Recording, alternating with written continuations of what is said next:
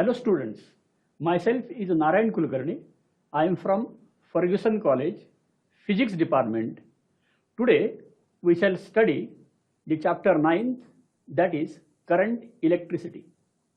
We shall study chapter 9, current electricity.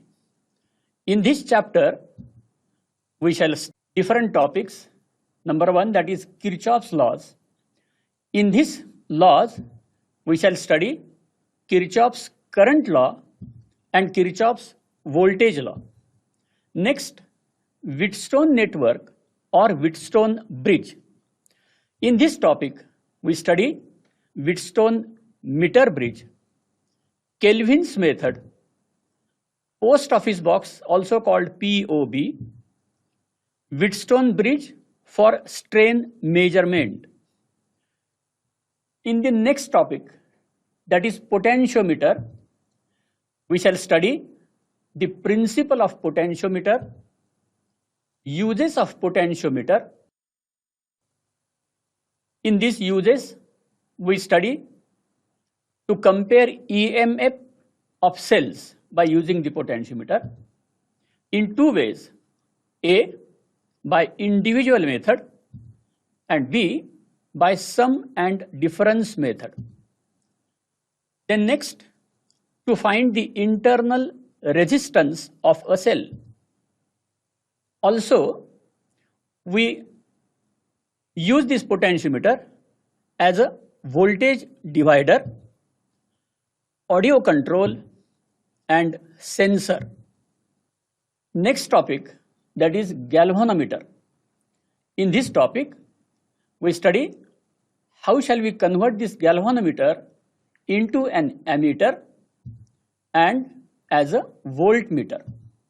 And the last topic that we shall study in this chapter is thermoelectricity. So these are the topics that we shall cover in this chapter 9th, that is current electricity. We shall start with Kirchhoff's laws. Introduction of this law. We know that good conductors contain large number of free electrons. Remember, we know that conductors are of two types: bad conductors and good conductors. Bad conductors doesn't flow electrons through it. So only good conductors, they allow the electrons to flow through. And these electrons, when set into particular direction, we know current it flows in that conductor. So these free electrons, which are free to move inside the conductor. For example, here if we see in this diagram, then there are number of electrons which are free to move in a random direction. So these free electrons, large number of free electrons, they give current in a good conductor. But when this is possible? When a battery, it is connected across the conductor, what happens?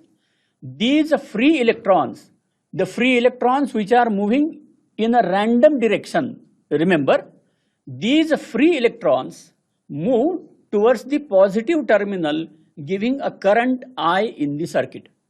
Electrons are negatively charged particles. When we connect this conductor across a battery as shown in this figure 2, then these electrons, now they are moving in a particular direction. See, all the electrons as if they are moving towards the left. Why it is? It is because there is a positive terminal which is connected to the left side of the conductor, whereas the negative terminal which is connected to the right side of the conductor. And therefore, we know that unlike charges, they attract. So positive terminal and electrons having negative charge, these electrons, they are attracted towards the positive terminal, giving the flow of electrons in this direction which is shown in the diagram. What is the direction of the current? Remember, the direction of flow of current, it is opposite to the direction of motion of electrons. Therefore, if we see in this diagram, then the direction of current is shown from left to right. It is shown here by a letter I. So, in general we say the good conductors which contains large number of free electrons which are moving randomly inside the conductor. Therefore, when no potential is applied across the conductor, there is no current in that conductor. However, when a potential is applied across the conductor, these free electrons are set into motion in a particular direction, giving a current in the circuit. So this is how the current it is generated. Now, how to find out the current in the circuit or the potential drop across any conductor or across any resistor? Let us study it by a simple circuit. See here, we know that according to the Ohm's law, the voltage across any resistor, it is given by V equal to IR. We know this. See here, this is the simple circuit. It is drawn here. What is done here? A resistor having resistance R, it is connected across the cell, and current I, it flows through the circuit. So how to find out the potential drop across the resistor? The simple way, that is by Ohm's law. We know if the potential, it is V across the conductor, then we write this V equal to IR. So simple thing. We can find out the potential across the resistor in a simple circuit by Ohm's law. But how shall we find out this potential if the circuit is complicated? So if the number of resistors and cells are connected in a circuit, see what is said here. If there are number of resistors, here is only one resistor, that is R in the circuit given. But if there are number of resistors, not only number of resistors, but there are number of cells also, if they are connected in a circuit, and this connection we call this as a complicated circuit. It is not a simple circuit as shown here. So if this is so, then how to find the voltage or the current across any resistor? So this is explained by the Kirchhoff's laws. We had seen Kirchhoff's current and Kirchhoff's voltage law. These are the two laws. For example, what is this complicated circuit means? See the circuit which is shown here. Here what we have? There is one cell having EMF E, another cell E1, sorry, another cell having EMF E2. Internal resistance of E1 is R1, that of E2 that is R2, and there are three resistors R1, R2 and R3. They are connected as shown in the figure. Suppose here I want to find out the current through R1 or through R3 or through R2. Also the potential drop across the R3 or R2 or R1, whatever. How can we find this? The simple way, it is explained by Kirchhoff's. So he explained how to find the current and the potential drop across any resistor in a circuit. So Kirchhoff's formulated two laws. Number one, Kirchhoff's current law, and number two, Kirchhoff's voltage law. So we shall see one by one how can we apply these two laws for such complicated circuits to determine the current and the voltage drop across the resistor. See here now. Before studying the Kirchhoff's laws, we shall define some terms used in an electrical circuit. Now see, first try to understand these concepts, then only you can apply the Kirchhoff's law to the circuit. Now see here, junction. What is junction? Listen, any point, remember, in an electric circuit, any point in an electric circuit where two or more conductors are joined together forms a junction. So that is called a junction. We shall see in the figure, A and B are the two junctions. I will repeat again. What is junction? It is nothing but a point, remember. Which is that point? Where there are two or more conductors are joined together, that is called a junction. See here, in this diagram, this is A and this is B. These are the two junctions.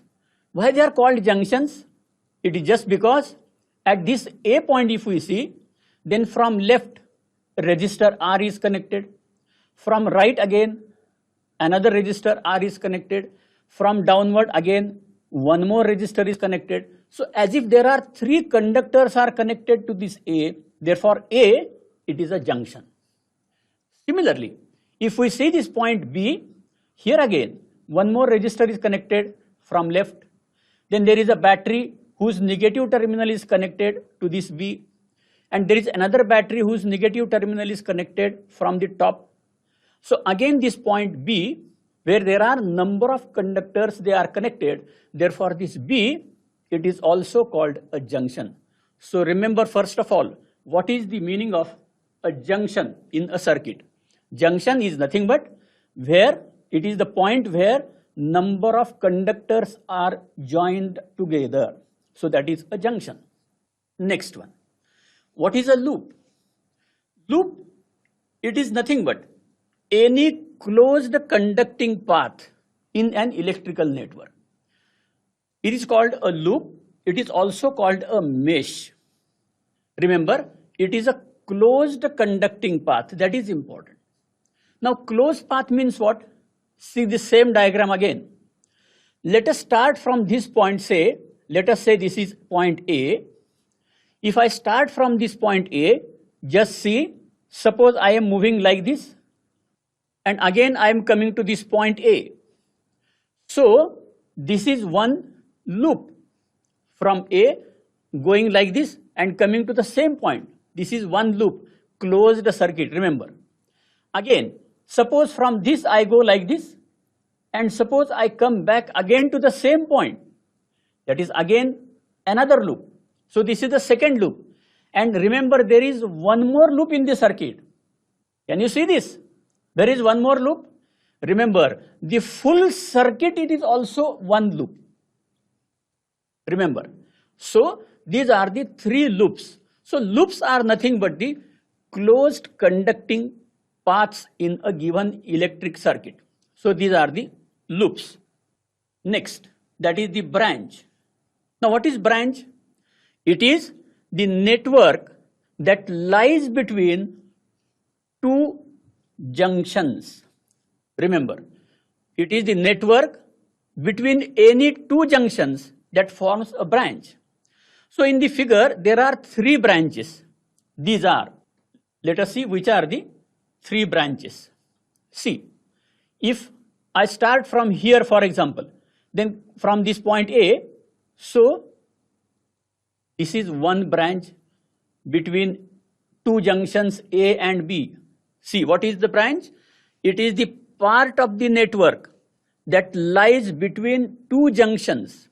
That is important. So between A and B, if we see, this is one branch that I had shown in this diagram. That is one branch. It is shown by digit 1 also here. Similarly, there is another branch between A and B, that is this one. That is shown here, number 2, so second branch. And similarly, there is one more branch also shown like this. So this is shown here, that is 3. So whatever in between the two junctions we can say, these are called the branches. So in this circuit diagram, there are 3 branches, one like this, second and the third. So these are the 3 branches. So before studying the Kirchhoff's laws, we must know these things, that is what is a junction, what is a loop and what is a branch. Once we know this, now we shall go to the next. That is Kirchhoff's first law. It is also called Kirchhoff's current law. It is also called the Kirchhoff's junction law. In short, we shall call this as Kirchhoff's current law, so KCL. Remember this. Okay, what is this law? Just we shall see the statement of this law. It states that in an electrical network, the algebraic sum of the currents at the junction is 0. I repeat again. What this law says, in an electrical network, the algebraic sum of the currents at the junction is 0. What is the meaning of this? That is nothing but the summation of I for I equal to 1 to n, it is 0. This is the meaning of this law. What is this? Let us explain. One more step I shall show you, and then we shall go to the diagram. So where I of I, it is the current in the ith conductor having n conductors. Now knowing these things, now we shall go to this diagram. See, in this diagram if we see, then there are 6 conductors through which currents I1, I2, I3, I4, I5 and I6 they are flowing. And P, it is the junction. All the currents, either they are coming towards P or they are going away from the P. That is the meaning of this. What this law says, that the algebraic sum of all the currents at the junction, it is 0. So summation of currents at the junction, it is equal to 0. That is the statement of the law. Now what is the meaning of this? It is nothing but the total current coming towards the junction and the total current going away from the junction must be same. That is the meaning of this. That means there is nothing remains at the junction, that is P. So that is the meaning of this. So when we add these all at the junction, we get nothing, that is 0. Let us see this. Now to study that, we must use these sign conventions. How the sign conventions they are used? See here. Here, currents arriving at the junction, they are considered positive.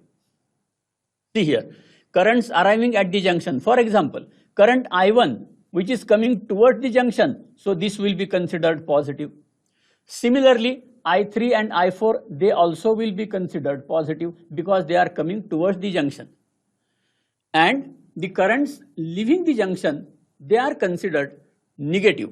So I2, I6, I5, they will be negative because they are going away from the junction.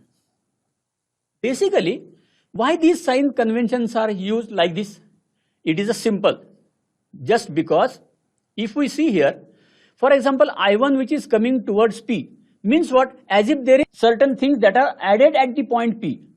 Let us understand with this. For example, suppose someone gives me a 10 rupees, so it will be addition with me.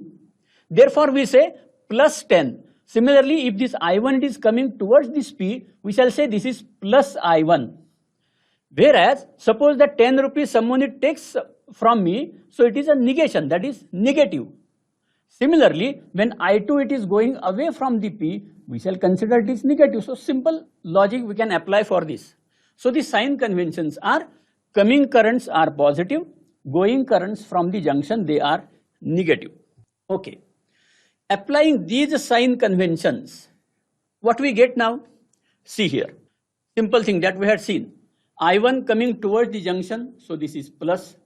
So this is I1 plus, I2 minus, I3 plus, I4 plus, I5, I6 minus.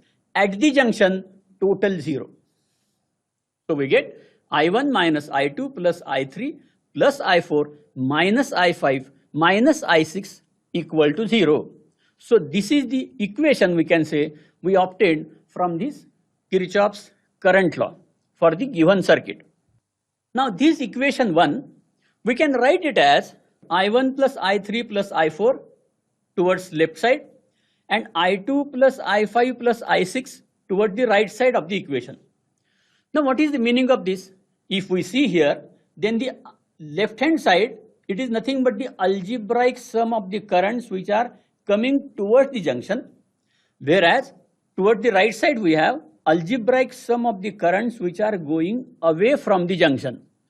The meaning is that these currents arriving at the junction are same as the currents leaving the junction. Now, thus the total current flowing towards the junction is equal to the total current flowing away from the junction. That is what we can say from this above equation. That means nothing remains at the point P. At the point P, total is 0. Now this Kirchhoff's first law, it is also called the law of conservation of charge. Remember, it is also called the law of conservation of charge. Why this is called? Actually, what is current? We had seen current is the flow of charges. For example, particularly flow of electrons. So when these electrons they flow, we shall say the charges when they flow, what happens is, for example, suppose when the current is coming towards me, charges are going away, that is electrons are going away. When the current is going away, that is electrons are coming towards the junction, for example. So when we say that these electrons which are coming towards this point P, whereas these all the electrons which are coming towards this P, we shall say, where the current is going away, current electrons are coming towards. So all these electrons, they are going away from this P, from the other branches. So at P, nothing remains. Nothing is accumulated at the junction P, and therefore we say this Kirchhoff's first law as the law of conservation of charge. So remember, nothing is accumulated at P. So this is about the Kirchhoff's current law or the Kirchhoff's first law. Next, that is Kirchhoff's voltage law. In short, we shall call this as KVL. Now what is this Kirchhoff's voltage law? It states that, again, the algebraic sum of the potential difference or the potential differences. What is potential differences? That is the products of current and resistance. Remember, here we can say potential difference is the product of current and the resistance, rather V equal to IR. And the electromotive forces, that is EMFs, in a closed loop. I again repeat this statement. It states that the algebraic sum of potential differences, that is product of current and resistance IR, and the electromotive forces, that is EMFs, in a closed loop. Closed loop is important, remember, it is 0. That is summation IR. This is the potential difference, product of I into R, the summation of I into R, plus the summation of E, that is summation of EMFs in a closed loop, it is 0. So that is the meaning of this Kirchhoff's voltage law. See the simple circuit which is shown here. Here if we say there is only one EMF battery having EMF E, it is connected, and there are two resistors, say R1 and R2 are connected. Small r, it is the internal resistance of the cell having EMF E. When we connect this circuit, that means the circuit it is closed, that is important. Let current I, it flows through the circuit. So when we say this, suppose I start moving from this positive terminal of the cell and going like this, and suppose I come again back to this negative terminal in this way, for example. How can I apply this Kirchhoff's voltage law to the circuit? This law says that just find the product I into R. So we can say here, I shall write this as IR. I will not write the sign convention. Just remember what I am telling you. So this is IR1. I into R1. The same current it is flowing through R2. So I can write this as I into R2. Then the same current it is flowing through this small r. So this will be I into small r. Then there is EMF E. So the algebraic sum of all this is 0. That is the Kirchhoff's voltage law. But I had not written here plus or minus signs because we have not seen yet how the sign conventions they are used. But you must know here that by studying the Kirchhoff's voltage law, what is the meaning of this product IR and this EMF E. So therefore just I told you how we write this. So this is about the Kirchhoff's voltage law. Now what are the sign conventions used in this Kirchhoff's voltage law? Now see, while tracing a loop, when we are moving along a loop, if we are going in the direction of current, remember, if we are going in the direction of current, for example, see the diagram. Here, current, it is going from left to right like this, okay? But we want to move from, current is going from right to left. We want to go from left to right. That means we are going opposite to the direction of current. If we are going in the direction of current, means we are moving like this. So, if we are going in the direction of current, that means current is like this, we are also moving like this. Then the potential difference across that resistor is considered negative. Remember, so potential difference across that resistor, suppose I am moving across this resistance R1, so this will be minus I into R1, that is the meaning of this. Remember, suppose again I am moving like this, I am moving in the direction of current because current is going like this. So this will be minus I into R2, that is the meaning of this. Okay, okay. So if we are moving in the direction of current, then the product is negative. Suppose if we are going against the direction of current, then the potential difference is considered positive. So if we are going against the direction, if we are moving like this, then that means I am coming like this, and coming like this. In this case, it will be positive, remember. This will be positive. So this is the sign convention used.